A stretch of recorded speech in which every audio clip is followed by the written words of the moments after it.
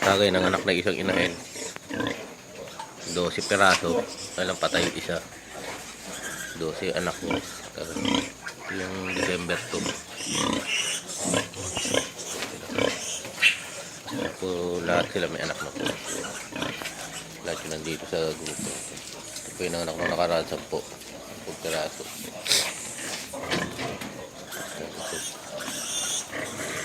Ito nanganak sa po. Tatapos lang po ng alas 2 ng madaling araw.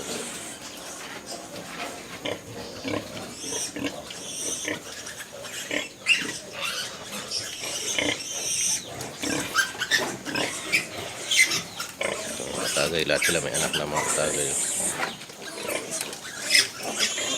Nag-gay-gay-gayhan na sila.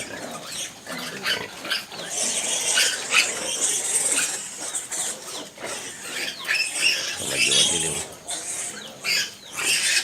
Wala, nasa loob ng kwarto nila mga tagay. Kaya na sila.